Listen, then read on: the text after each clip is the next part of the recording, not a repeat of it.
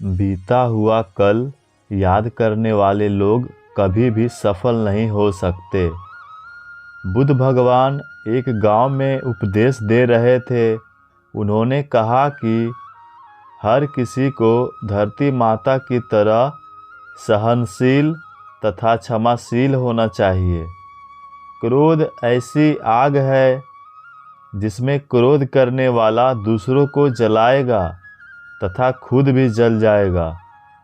सभा में सभी शांति से बुद्ध की वाणी सुन रहे थे, लेकिन वहाँ स्वभाव से ही अति क्रोधी एक ऐसा व्यक्ति भी बैठा हुआ था जिसे ये सारी बातें बेतुकी लगी।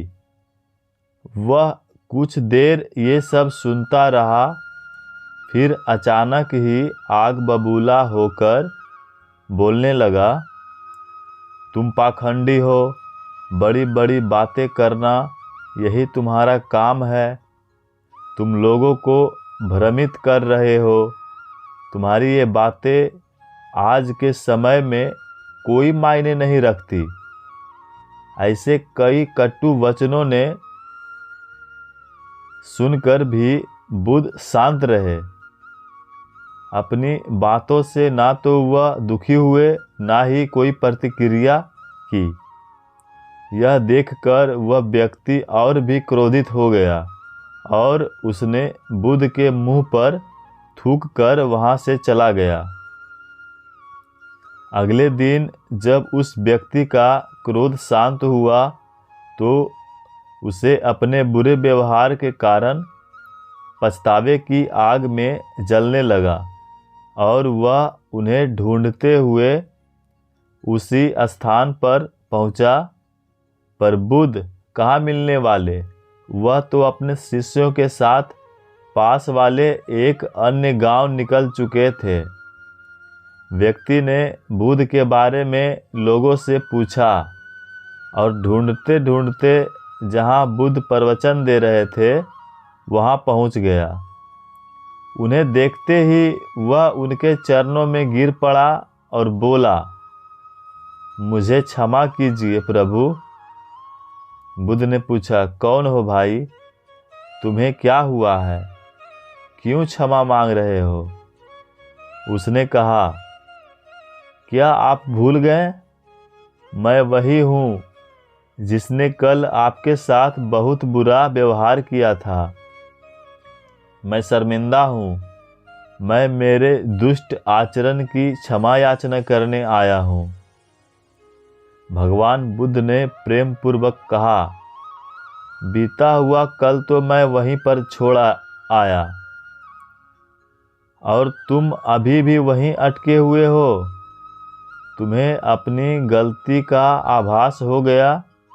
तुमने पश्चाताप कर लिया। तुम निर्मल हो चुके हो। अब तुम आज में प्रवेश करो। बुरी बातें तथा बुरी घटनाएं याद करने रहते से वर्तमान और भविष्य दोनों बिगड़ते हैं। बीते हुए कल के कारण आज को मत बिगाड़ो। उस व्यक्ति का सारा बोझ उतर गया। उसने भगवान बुद्ध के चरणों में पड़कर क्रोध त्याग का तथा क्षमाशीलता का संकल्प लिया। बुद्ध ने उसके मस्तिष्क पर आशीष का हाथ रखा। उस दिन से उसमें परिवर्तन आ गया और उसके जीवन में सत्य, प्रेम व करुणा की धारा बहने लगी। मित्रों, बहुत बार हम भूत में की गई किसी गलती के बारे में सोचकर बार बार दुखी होते और खुद को कोसते हैं। हमें ऐसा कभी नहीं करना चाहिए।